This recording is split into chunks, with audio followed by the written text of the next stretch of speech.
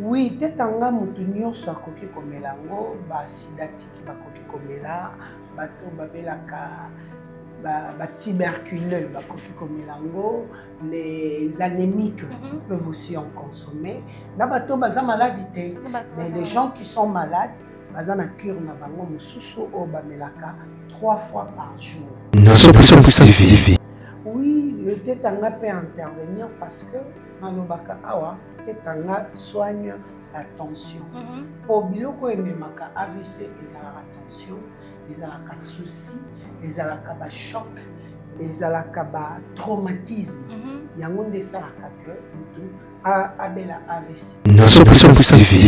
En tout cas, nga nayebi ke mama linga abela AVC, mais namonaki ete ke loboko to nini esala te, nayeba te ke ezwa ye maloba. Siko aza na ye mpe récupérable, peut-être récupéré soki basali ye baséance ya bakiné, soki basali ye baséance ya ba nayokaki mpe pasi parce que j'ai suivi na Facebook nayebi te soki nabenga yango documentaire ou intervention ya artiste nanga nazalaki kolinga makasi boyiboyi. Ça fait un long moment namonaka ete pardon atournaka lisusu te nde naye komona ye na interview wana amonaka lisusu te. Neti na kaya ya boyibongo miso ekomi déjà flou amona bien te tetanga ekoki kointervenir mpe azongeli vision na tanga peut intervenir, mais nayebi te na durée nini oyo ekoki osala po vision na ye et se rétablir. Moi j'aime dire des choses que je maîtrise, des choses qu'on peut vérifier. Le tetanga et le voir clair peut lui redonner le sourire, mais je ne sais pas déterminer le temps que ça peut prendre pour que la personne puisse revivre ou revoir un jour. Voir clair na tetanga et peut aider maman Linga. Voir clair avec le tetanga, ça va aider notre sœur Boui. Vaut mieux prévenir que guérir. Maison Kati, eza ya bana ya Congo. Maison Kati, eza ya bana ya Congo. Maison Kati do, eza ya bana ya Congo do. Maison Kati do, eza ya bana ya Congo do. Tozana ba projet belé, eza nango naturel. Mwamba papa, wana makasi ya papa tanga bio, suki sa pommade élargissante. Pona papa pirito, voir clair. FD purge ba produit ya Maison Kati yango wana tanga. Maison Kati a memeli biso ba produit naturel ya bien oyo ko traiter nzoto na biso malamu mingi koleka. Plus de détails, kende na Kintuka Pêcheur, avenue Maindombe numéro 99. Référence Carrie Grèce.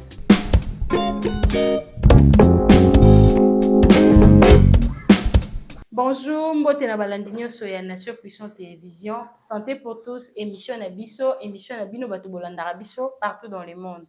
Nazara na kati ya Santé pour tous na Dr Kati Munga. Na Dr Kati Munga nde apresentaka biso ba produit à maison chez Kati. Merci na Lara Drone ou Azan Simabilili, réalisateur na biso. Merci na batne surtout ba pesa biso confiance. Butu lokwa mo ibazara na kati ya chaîne na biso kolanda ba kotisi nini ezoleka na kati ya Nation Puissante Télévision. Yom to landara biso nano s'abonner, abonne-toi, abonnez-vous massivement na kati ya chaîne na biso ko bossa na te ko activer cloche ya notification pour la kayo toujours ba notification en temps réel pour kotala nini ba kotisi ya sika awa. La radon tous à la même avis, fungola plateau na kotisa Dr Kati Munga la naturopathe na ende toujours ça la santé pour tous ya mkola lelo et puis to kolobela produit na biso ya tetanga te miracle bato oyo balandaka biso bayebi nini ezali tetanga. Bonjour Dr Kati. Bonjour Léa Dembo, la géante de la presse congolaise, Maman Vérité. Toujours. Bonjour à tout le monde qui nous suive partout dans le monde. C'est bien à vous l'évangéliste naturopathe Kati Munga. Je reçois tous les jours dans la commune de Kalamou, au quartier Matongé, sur l'avenue Ikelemba, numéro A9. Mon numéro de contact, c'est le plus 243 82 20 012. La consultation revient à $10 pour ceux qui viennent sur place au cabinet et puis $15 pour toute personne qui nous consulte via les téléphones. Mon deuxième bureau, ça c'est trouve dans la commune de Ngaliema, au quartier Kinsuka Pêcheur, sur l'avenue Maïndombe numéro 99. Je reçois tout le jour, comme j'ai dit tout à l'heure, de 7h à 9h30. La consultation revient à $10 pour ceux qui arrivent sur place au cabinet et $15 pour ceux qui nous consultent via les téléphones.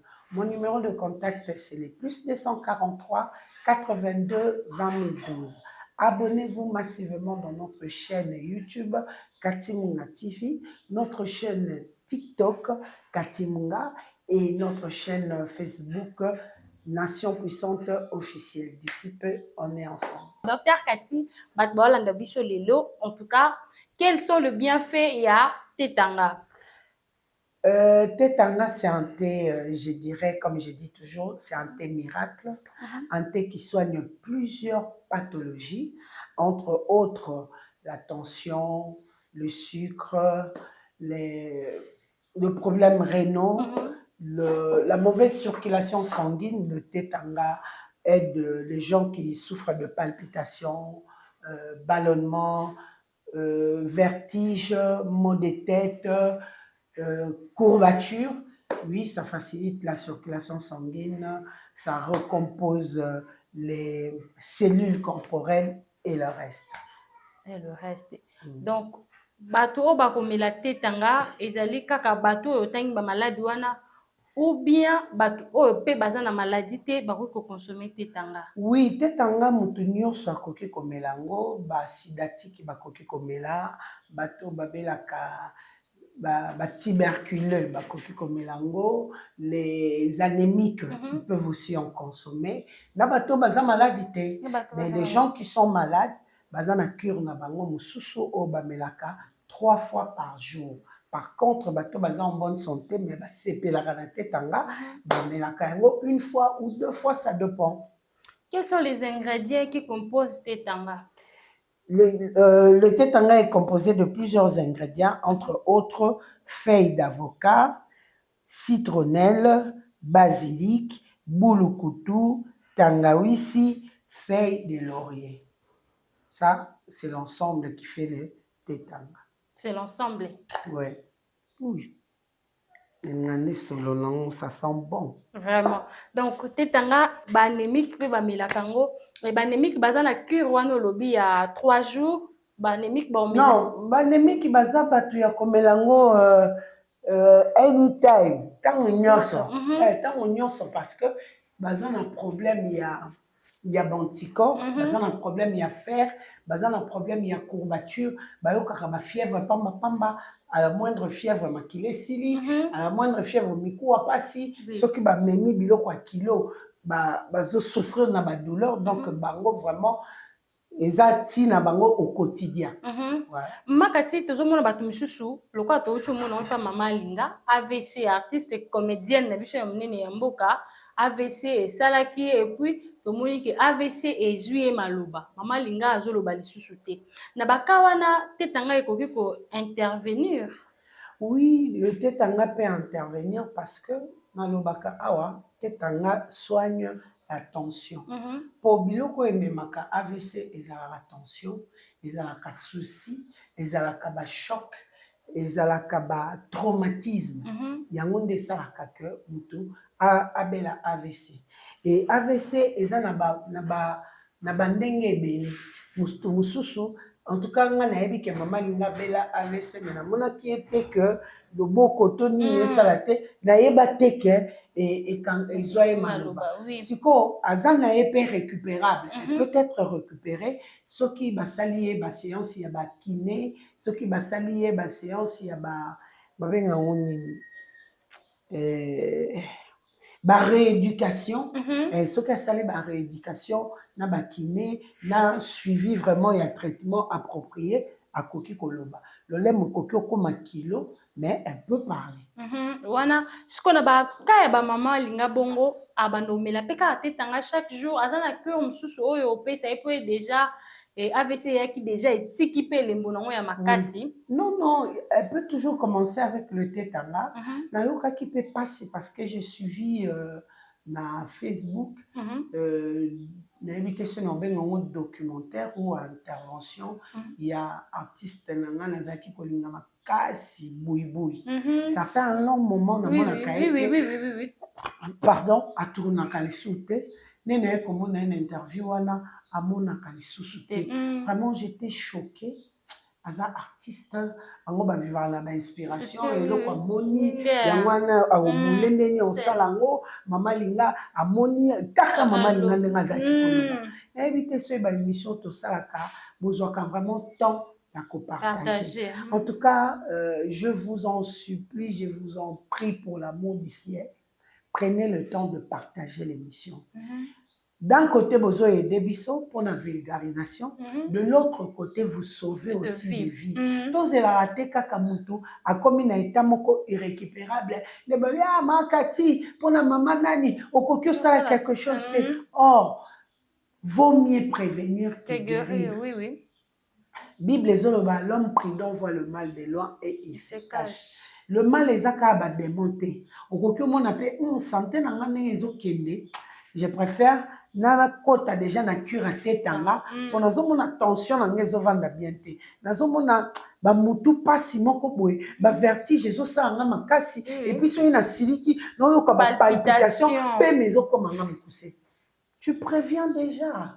Santé, eza eloko moko, c'est un cadeau du ciel oyo ebele baza yango te. Alors yo muto oza en bonne santé, il faut ko battre la yango, il faut ko se protéger, il faut ko zelater au comme na limite moko boy après oya ko sutuka non. Donc qui passe tala ba grand artiste le quoi mama linga, le kola boui Miss Koufi, mama linga AVC, Dieu merci, elle n'est pas morte mais malobeke, ortolobe la voir clair awa tolobela ka tête nga awa bino bolingaka bokende na hôpital wana ba kombo soke simbité et pesi retour de koloba to mécanon moi ni boya kaka na retard. Et pourtant on a fait même de séries des émissions pour Tetanga. Plusieurs émissions où on est en train de relater les bienfaits de Tetanga.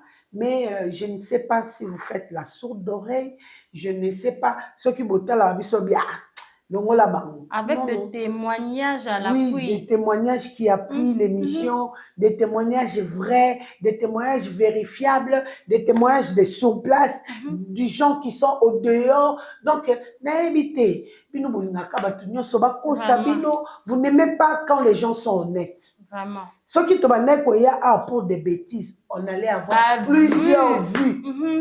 Mais on est là pour sauver des vies.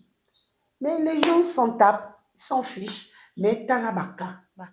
Net naka ya bongo monsieur comme déjà flou on a bien Tetanga ko intervenir pe azongeli vision na ye. Tetanga peut intervenir mais na yebite na durée nini o ko sala po vision na et se rétablir. Moi j'aime dire des choses que je maîtrise, des choses qu'on peut vérifier. Oui. C'est vrai que le Tetanga et le voir clair peut lui redonner le sourire, mais je ne sais pas déterminer le temps que ça peut prendre pour que la personne puisse revivre ou revoir un jour. Mais ça promet à faire quelque chose. Ouais. Vraiment. Maman Kati, ezana ba couple msusu, aza mwasi aza AS, mobile aza SS, babalani bazobota pe bana ngo babimi kaka na banini ya bien te. Donc bana babimi SS même sous AS. Donc na ba couple wana balobi tokoki ko instaurer kaka Tetanga. Au conseiller na ba couple ya modèle ya bon. En tout cas, si vous n'êtes pas encore marié, je vous conseillerais de vous séparer. En tout cas, ça c'est un conseil. Hein? Mais Dieu peut faire grâce. Oui. Ça c'est vrai. Grâce est à la logique. Grâce est à la généralité. Grâce vient toujours avec la particularité. Mais la logique est boy.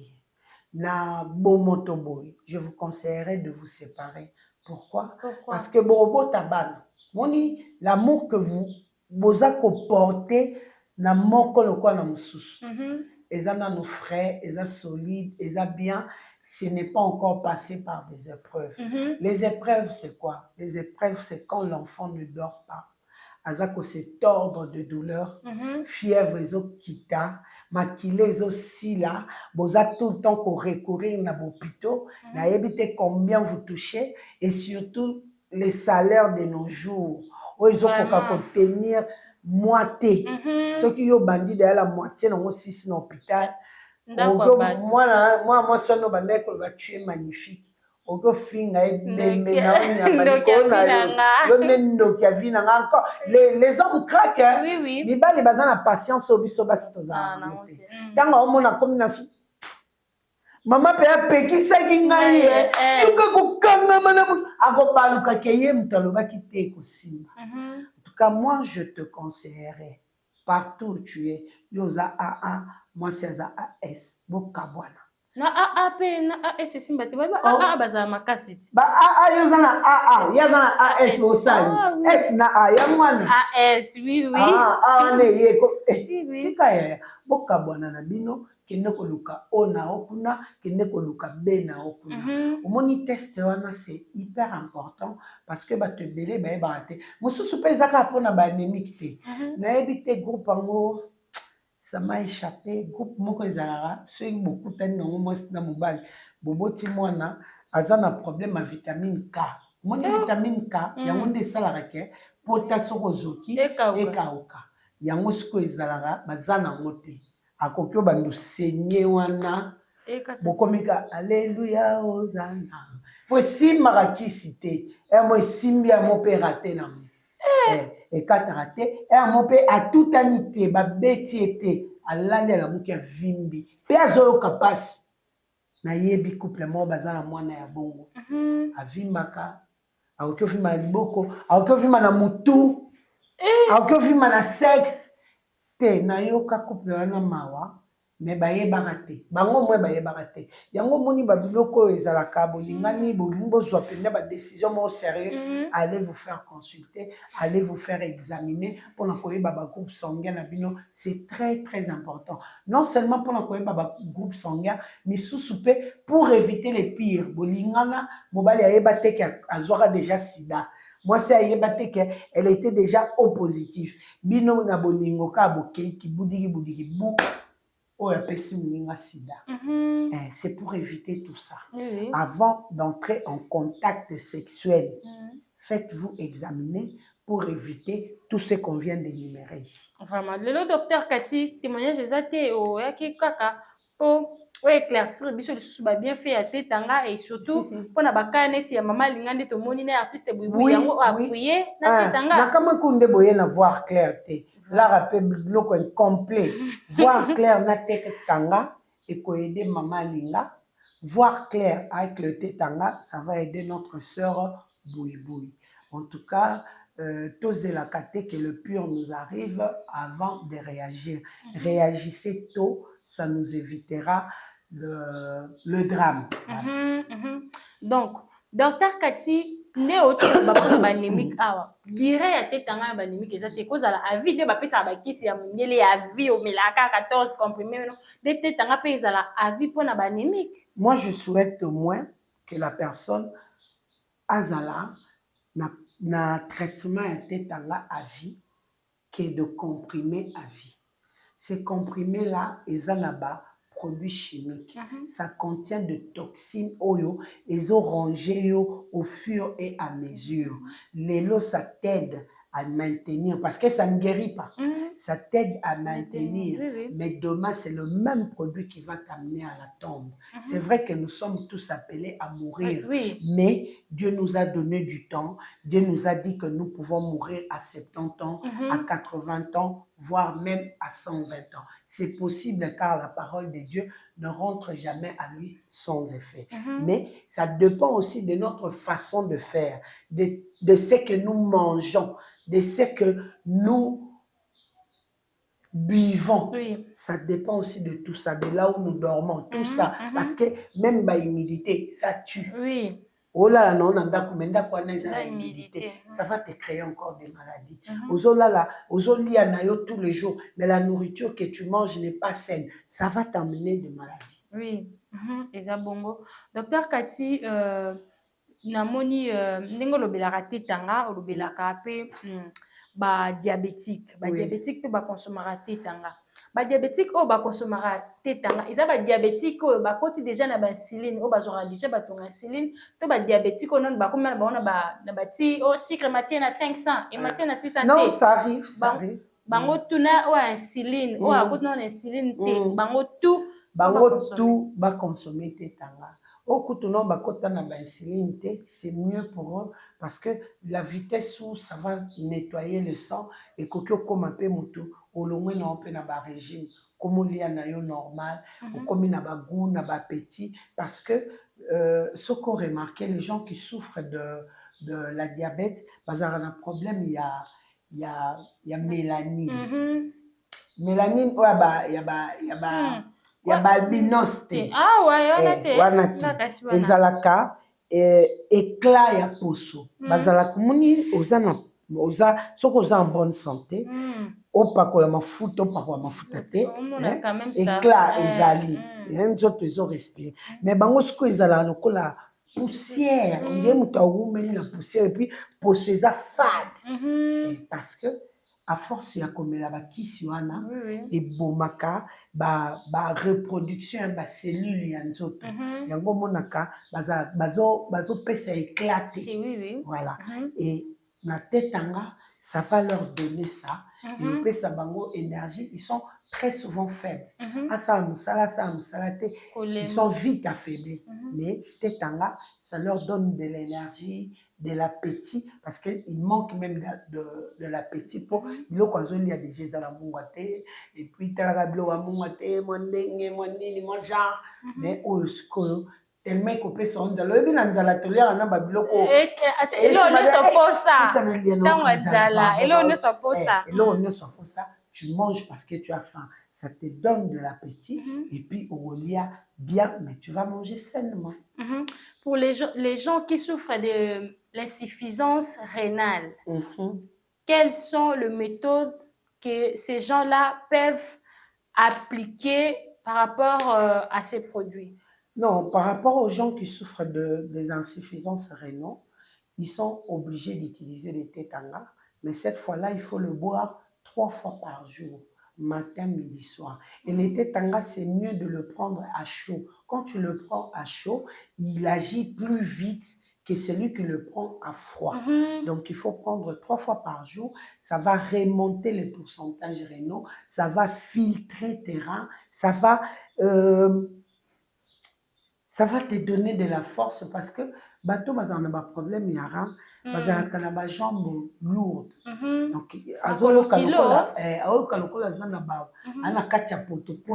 Tu as du mal à soulever, même la démarche change.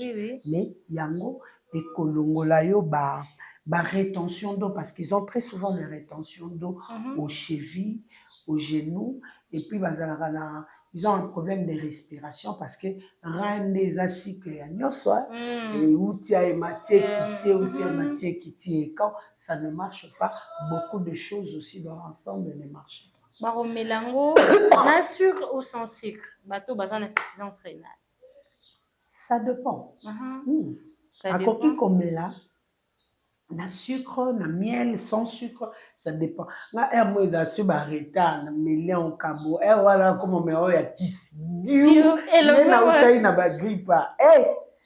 Dieu maman na keli pour moi. Si que ko ba lusa ba reta ba mutu passe toleka. Na bato ba koti pe dialyse mais bon milango. Surtout les gens qui sont déjà sous dialyse. Bango ta 4 fois ba kotomela parce que na ebisio le dialyse là ça prend 4 heures du temps. Vraiment. 4 heures oyo makila ezobima awa esukwami ezongi awa.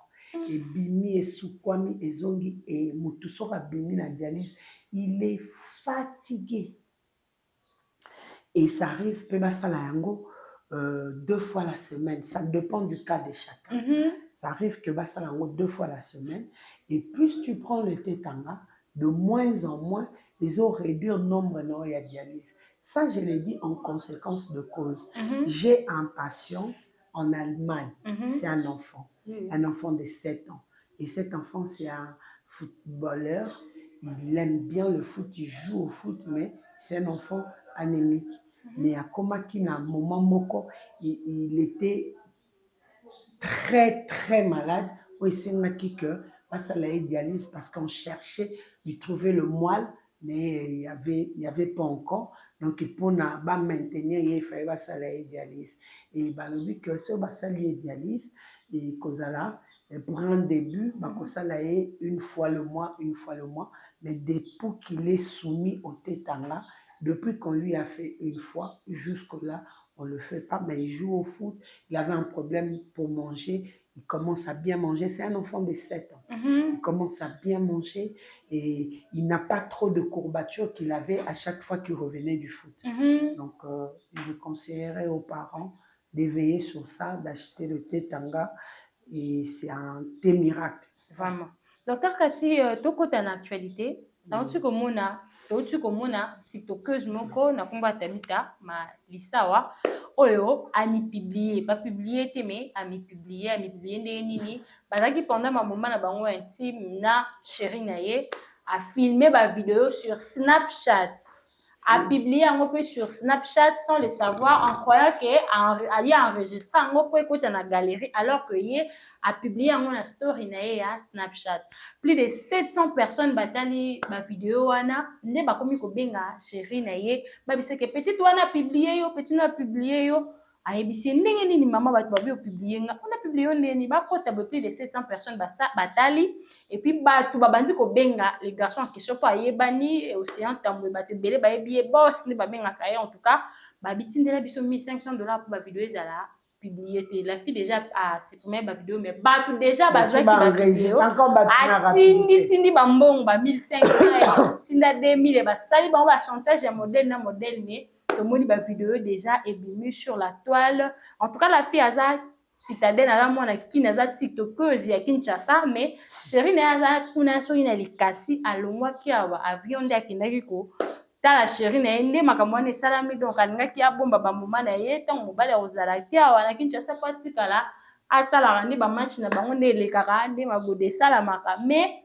akutani na libabi mukolo wana lokwa ba utaki fête na ba fatigue wana nyonso nde ba sali ba match na bango mais abosani a publier biloko wana na Snapchat ezongi lisusu makamba mutakalisation na 2025 atie téléphone to pendant atie vraiment téléphone yema simbi atie téléphone mobile kuta lala ki ba utaki fête ne mobile expliquer matin na live mbala bibo nga bolo balo ni to utaki kutu fête na langwa ki na meli tant moi na ngo filmer nga na zaki vraiment na yebaki ke moi na ngo filmer mais na yebi pour atika na téléphone kenda kutala na Kinshasa ngane toza na amour à distance toza en relation à distance yebaki moi na ngo sa makambo na te yepe lokwa amelaki kuna na fête donc na yebi ke zaki na fête ni yembe nde ake collection na story bongo lokola bango bazaka na babone belé balanda banga chimo eloko boye batali nde salami mutu ayebi ye téléphone te amipibie moko sans le savoir donc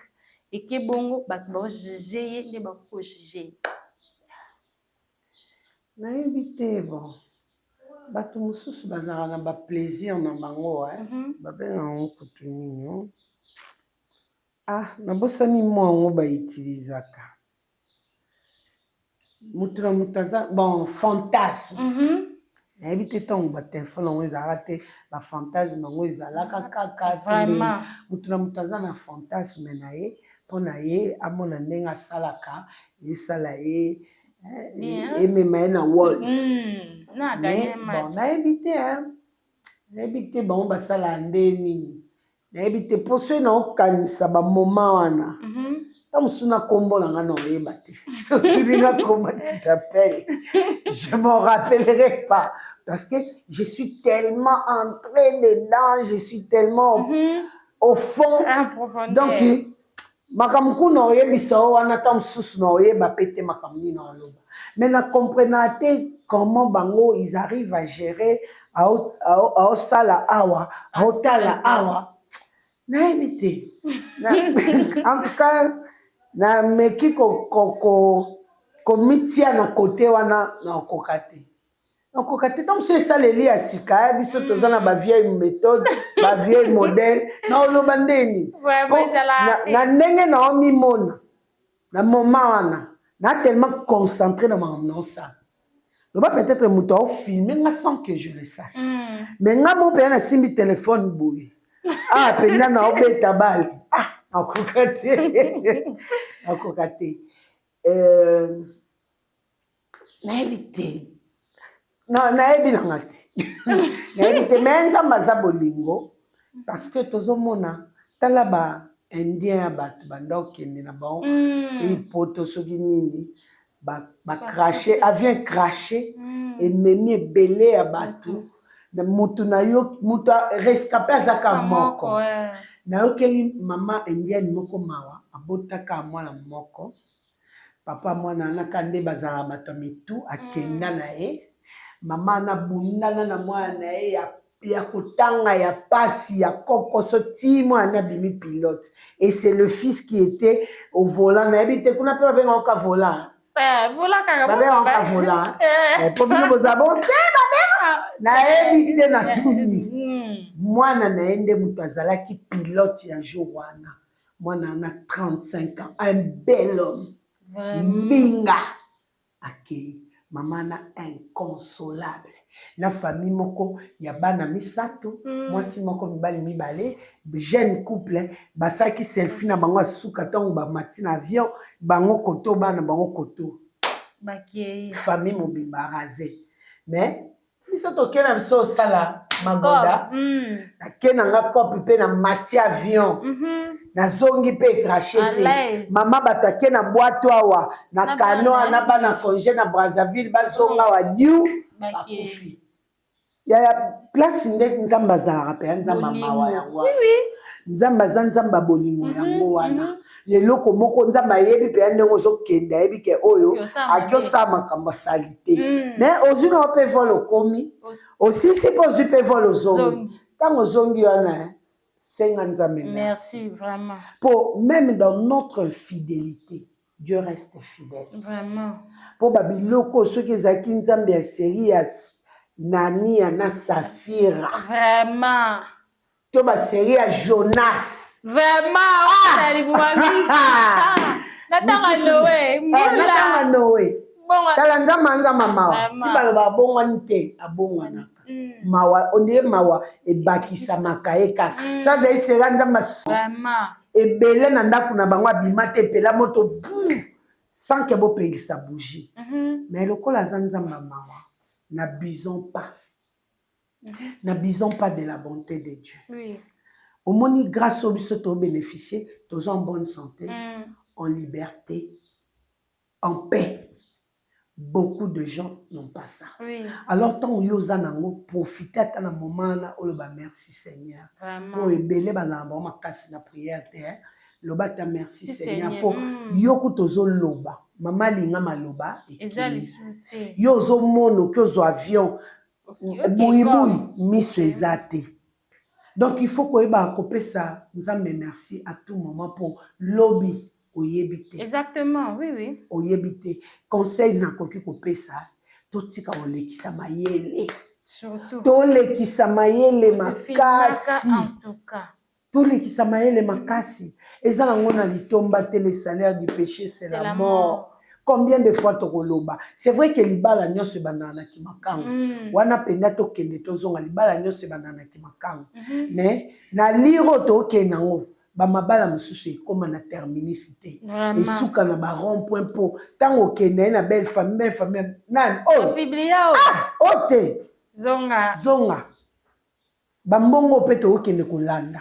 Boyebite bambongo batongo bazwela ndenge okapite makati so babenga okapi na TikTok la fille babenga okapi trop avoir jarate akuta ina boss na boss afrikata ba fali opesa ba fali ba 50,000 to mona te pona koloba kaka teke mbongo nyonso eza ya kisi nzambe pa pambola oui mais na tango oyo pokutana na bato nzambe ye moko apamboli apesi mbongo bamuke bambongo bozozwa na bozotekaka ba nombre de vie boya lo baza jalouse se bapesi ya oboye na oboya te po bible ezoloba tout est sanctifié par la prière et par la parole ata so apesi nga ma beton na replonger dans le sang de Jésus et comme ya bien mais ya yozo ke na kozwa na nzela lisumu asire koza sanctifié jaja vraiment merci beaucoup docteur Cathy merci beaucoup Nala Drone merci beaucoup na bande surtout balandara biso balandara docteur Cathy Sarah Mbala derrière la caméra Montréal. En tout cas, merci beaucoup.